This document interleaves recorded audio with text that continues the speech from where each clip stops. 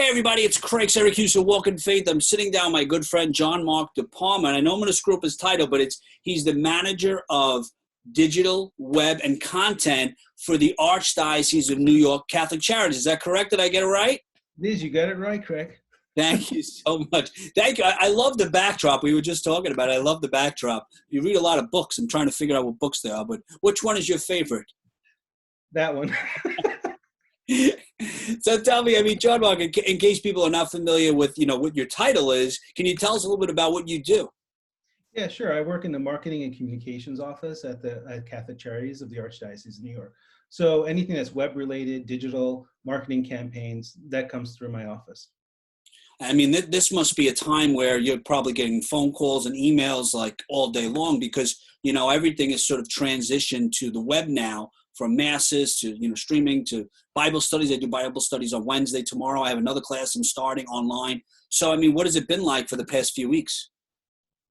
It's been pretty hectic, and I would imagine for most nonprofits, we've had to adjust the way we do things a little bit more so that we can meet the people where they are. They may not necessarily be coming in for services, so we do a lot of things virtually and digitally.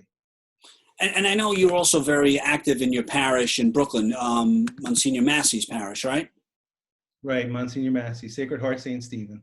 And I think it was today again, I saw a plug for it. I don't know if it was Fox or the Times, but it was a picture of John Hyatt, Monsignor Massey, and a priest. And that was something that you guys were streaming right this weekend.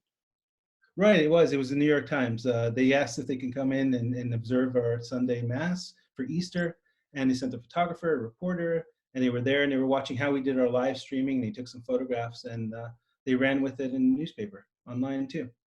That's great. And like we said, I've noticed a lot of parishes I live in New Jersey now, but my Brooklyn parish, my parish in New Jersey, they're all streaming Mass live now. But a lot of them, I know my pastor in Jersey, they weren't, he didn't have Instagram. He didn't really have Facebook. So we set it up. And I noticed a lot of churches now are doing that. Have you seen an increase or a decrease, or it pretty much has stayed the same in terms of streaming Masses and Bible studies online?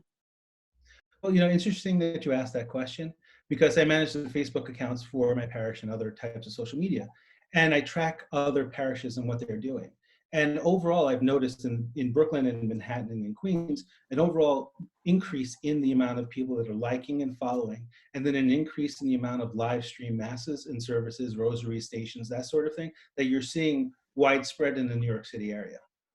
Do you think it's interesting that, it's something I feel like, I don't know if you agree, I think it's something that the Catholic Church especially should have done a while ago. I know some of them were streaming Mass, but, I've watched just recently, a lot of evangelicals, Baptists, they stream Mass, and something that has been done in the past. And now the Catholic Church has been stepping up, which I love. Do you think this is a time or do you think this is something they should have done in the past? Or is it, was it the right timing for them to start doing it now? And what do you think the future holds? That's a great question. I think from the Catholic Church perspective, they've always had televised Masses, right? You could always watch what's happening at the local cathedral or the local basilica. Maybe your religious order had it on TV, EWTN, Net TV, that sort of thing. And I think the church itself was comfortable with that. There are parishes prior to COVID-19 that did stream Masses, but you didn't have them, they weren't as prevalent as you see them today. And some of them might have even just had a camera up in the choir loft and they broadcast that Mass to their website. And that was all nice. But since they closed the churches because of the COVID-19 pandemic, we need to reach the people where they are and they're at home. And so I think it's the laity nudging their pastors to say, hey, we have this talent in our parish. We know how to do these things. So let us do it and just give us a chance. And it's been really widely accepted and received nicely by pastors. I agree. I heard the same thing. I think another pastor was saying that about utilize the people in your community, in your parish, because we all have unique skills and gifts. And so it's not like they're looking for people beyond. These are people that, want to help, that are part of the parish, that have the ability to stream Mass or help with social media. So I agree. I think it's great. I think the parishes should. So now also too, I've seen an increase in, people like myself posting more, using social media to reach more people. And I've received a lot of messages from people that usually don't speak openly about their faith. And have you noticed that on social media that a lot of people, because there's no whatever basketball, baseball, that nothing's going on, and they feel more comfortable because we turn to God during these times. Have you seen an increase in people just overall praying and group prayers on social media? Yeah, I have, and that's a really good observation too. And I can use my parish as an example to illustrate the point that every week, within the last week, we had I think about 120 people join our private group, and that group we have a page in a group, and the group is closed so that people can feel more comfortable praying and sharing with others in the community, and the page is open to the public, and both have the masses streamed on them, so you can see them both.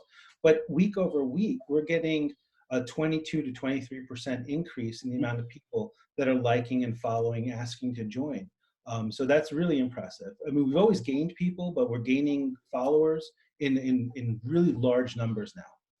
Yeah, I noticed too, like St. Ignatius, Monsignor Casado, wonderful mass. He'll get, 800 people, 1,000 people maybe at mass. He's getting thousands of people that are streaming his mass live, and I said to him, and I said to other pastors, a lot of times we think very locally, and when we have mass, we're usually, it's for the neighborhood or the public in that area, that community. With the streaming ability, you're reaching people globally now. There's people that are tuning in from other countries or other states, or maybe people that haven't gone to church, and you're reaching thousands. Have you seen an increase when you started streaming mass versus a mass attendance? Absolutely. Let's say an average Sunday attendance is between the three masses, 8:30, 10, and 12. Let's say there's 750 people that go, spread out, and including Saturday as well, 750 people, maybe 800 if it's a holiday or something. Now we can stream out there and get on average of a Sunday mass, maybe 2.7 to 3.3 or 3.5 thousand views for that mass within the hour after we conclude the mass itself in the live stream. So we have the audience that we captured during the live stream, and then the mass itself lives on after the live stream. People share it, they interact with it. So that's really amazing. And we have people that, because we ask, where are you watching us from? We have people from Australia, we have people from Italy, because there's a lot of Italian roots in the parish. So we have people from Mola, we have people from Naples, from Palermo. They watch the Mass. We have people in England, we have people in France, because we have a lot of French people that moved into the neighborhood. We have people there. We have, even in the States, we have Kentucky, Arizona, Florida, California, Illinois. We had a couple in Canada. So, I mean, it's really been incredible. I've noticed too, my aunt, they live in DC, and I'm sorry, my cousin lives in DC, my aunt lives in Long Island, and they sat together and they watched St. Patrick's Mass on Easter Sunday. And it was beautiful because they live, obviously completely different states, and they were able to sit together as a family. And my sister the other day too was watching St. A's, and I was watching it, and my mother was watching it. We weren't together, and she's writing texts or putting hearts, and it was beautiful to know that we would join together through the stream. And you mentioned now, like you said, people from all over the world are able to find out about the Mass.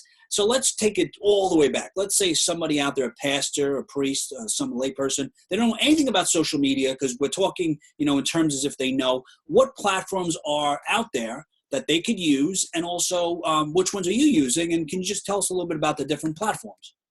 Sure. The first thing I would say is don't be afraid. It sounds silly, but it's okay to make a mistake.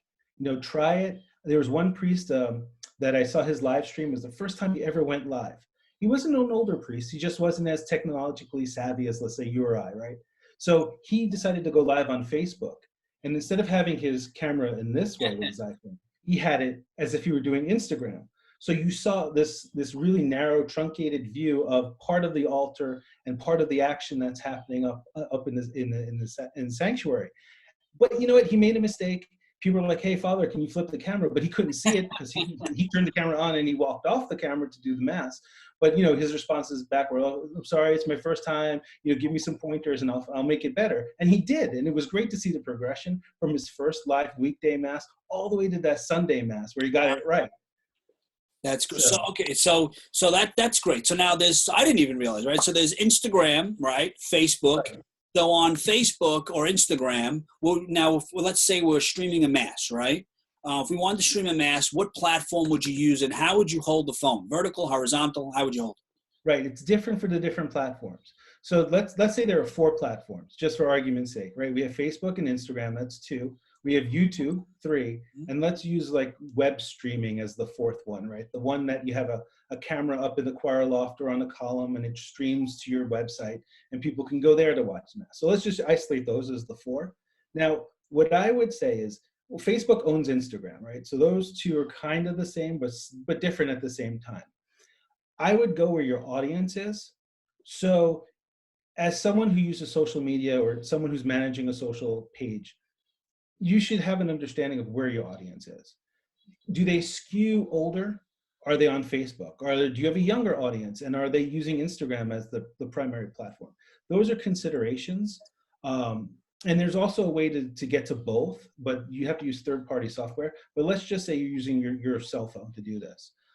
For us, we made the decision to not go to YouTube, not use Instagram, but use Facebook, because we already had a presence on Facebook. We had a following, a couple of thousand people. They interacted on a regular basis. So why reinvent the wheel on something else, right? Why go to Instagram and force the audience to kind of follow you there? So Facebook was a choice for us. Other parishes use YouTube. That's fine. They may have already a lot of videos on YouTube, already subscribers. That's great. If you're using Facebook, you hold your camera, if I may, you would hold your camera like this, right? Because you want the landscape. Instagram, phones like this. YouTube, this way. So, yeah, I mean, that just sounds basic, but there's other things you can do within that to boost the quality of your broadcast. So this is great. So now, so now I'm doing Facebook. I have my phone, like you said, right? It's being held this way, right? Hope you like the case. So it's being held that way. Now, what about if I get a phone call, or what about how do I get audio? What happens if someone decides to call me while I'm filming, or which happens, right? And how do I get audio? Mom text messages you. Exactly. So what do I do?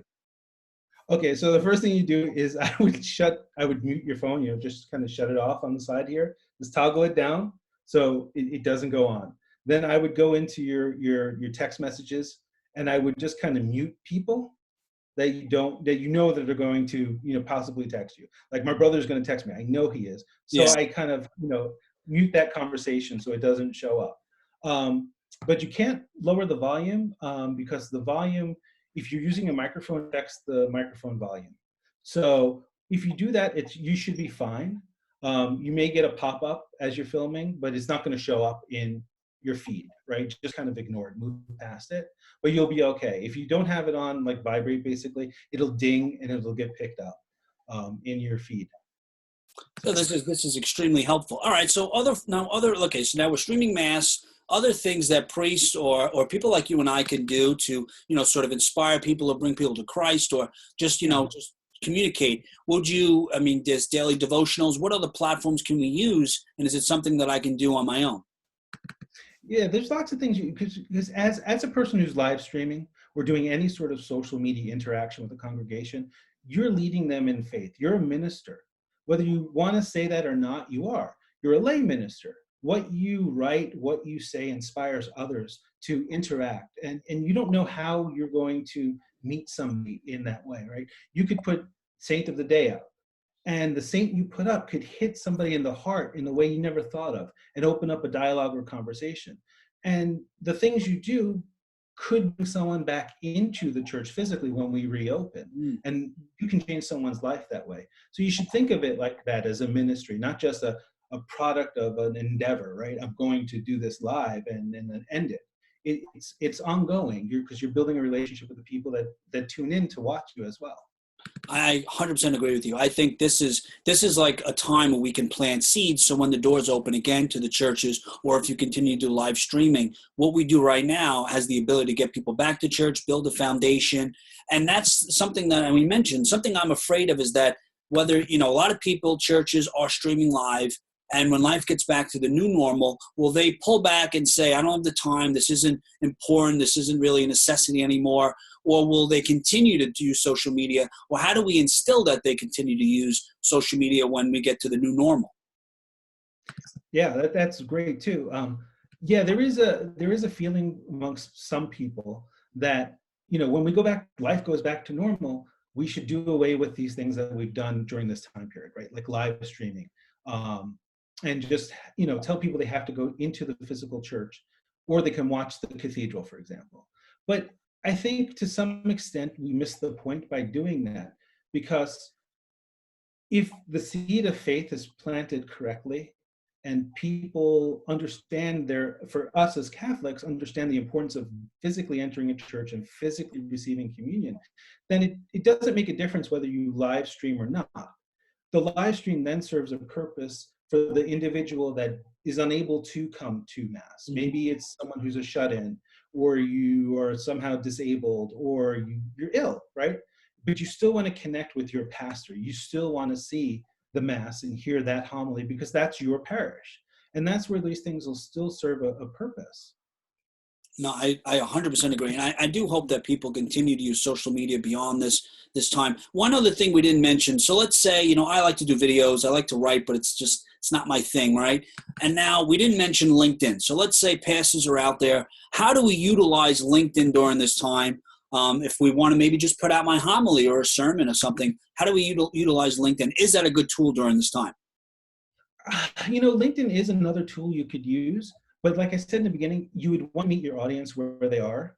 And LinkedIn is a business application, right? You're talking about what you do as an individual to the business community. You may promote the things you do, but I don't know necessarily that it is something that you would want to put a mass up on.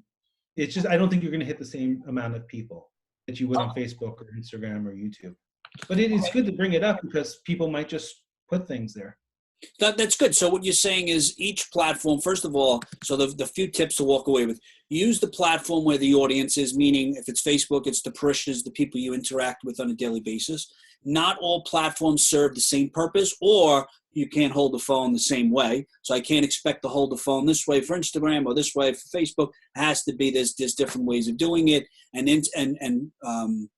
LinkedIn wouldn't be the right platform for this sort of what we're trying to do. This is extremely helpful. And I love the fact that you said, don't be afraid, because it's the same thing like my pastor in New Jersey. I said, just do it. Like, you got to just do it. There's never a right time. I know it's not comfortable for everyone. So if there's a few things that just tips or something that they could walk away with, to encourage them or to inspire them, or what would you say to people out there, mostly priests or people that work in the parish that are on the fence or on social media? What would you say to them? Well, I would say, one, don't be afraid, right? But another thing, I think, if I may, that people need the right tools. Because if you're just standing there with your phone for 45 minutes or an hour, your hand starts to kind of shake and the video starts to do one of these wobbly sorts of things. Invest in a tripod. They're not expensive. I would get something like a 55-inch tripod so that you get the right height. And you can clip your phone into it. I would get a boom mic or a lavalier. They're relatively inexpensive as well. You can just jack that right in, get an adapter. I would also get a battery pack so that you're always charged, because let's say it's Easter Sunday and you're going on and on for like an hour, 15 minutes, and your phone isn't properly charged. You'll get that charge out of it. You'll sustain the video. And the other thing I would do is, my parish, unfortunately, doesn't have Wi-Fi inside the main body of the church. So I'm using data. So it is challenging with data, because sometimes you'll get hung up for a couple of seconds saying that the broadcast is interrupted. But don't panic, because it comes back. It'll come back 2 or 3 seconds later. It might come back 5 seconds later, but it will come back. And the audience will catch up. So they'll just see a jump in the live stream. And then another thing you might want to do is, if you have an iPad, bring your iPad as well and set your phone up as a hotspot. That way your phone is transmitting your live feed, but you can watch it on your iPad and you can monitor the comments. You can put responses in. Just this past weekend, Facebook launched this little bar at the bottom for Sunday masses and services. And it's Hallelujah, Amen, worship hand, pray, heart, so that you can kind of press that button and say Hallelujah, and then you'd be surprised how many people respond Hallelujah. So I mean, social media is acknowledging that this is something that people are doing and they want to do, but the iPad or another phone allows you to interact as the admin for that live feed. So that's just those little tiny little things you can do. Oh, these are great. I mean, I just learned a lot too. I think it's fantastic. I mean, and this this pandemic is creating, in a sense, some new opportunities, especially for the church, to communicate with people that are, whether they've been to church or to help them build a foundation. And I think the key to walk away with, don't be afraid. I use YouTube, and I ask people all the time, just because I'm young-ish. I don't know everything. Things change every day. I did invest in a tripod and a light. It was like $30. It makes a world of differences. And I learned how to use Zoom just by going on YouTube. So I would say anyone out there, you can obviously call John Mark Palma, you email him, but also don't be afraid to ask some people in the parish for help, because I think this is really, this is important. It's like you said, if you want to, first of all, we have to bring the church to the people, especially during this time. And we can't use technology or expect to reach someone that's in the younger demographic on technology that's completely outdated. You can't send smoke signals to people anymore. You can't call them on the rotary telephone. You have to meet them where they are, which is social media, which is these platforms. So just do it. That's what I would say. Yeah, exactly. Right? Is there anything else, John, that you could share with us before we go, or any information if they had questions? Well, they can always go to the parish page on Facebook, and they can always just message me, because I'll be responding to them. What's the parish page now, just in case they don't know?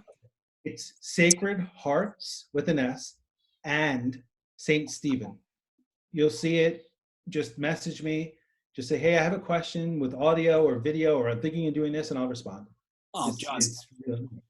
But you brought up Zoom, and we use Zoom for our faith sharing in small groups. So if we have a Bible study, the people who are doing Bible study will be in a Zoom meeting, and everybody can, follow along, do screen shares and stuff. So that's another tool you can use. I'll tell you, just before we go, I like Zoom. A lot of friends use Instagram for interviews, and I'm not a fan of the split screen. Zoom, it's a little bit challenging in the beginning, but it's easy to use, and it gives you great quality, and I like it. It's free. So the point is, there's no excuses. You just got to spend a little bit of time, because this is important. Right, exactly. So, John, and if you fail, it's okay. Exactly. You know what? Exactly. You just got to keep doing it, as Nike says, right? Just do it. John Mark, thank you so much for the time. I know, it's great to see you virtually. I love the background. If you can lend me a couple of those books, I'm running out of books to read. I would appreciate it. Thank you. Thank you, John. Guys, always remember, you have the ability to inspire and evangelize through words and actions. Please reach out to John Mark de Palma if you have any questions or concerns. He will help you. God bless you guys.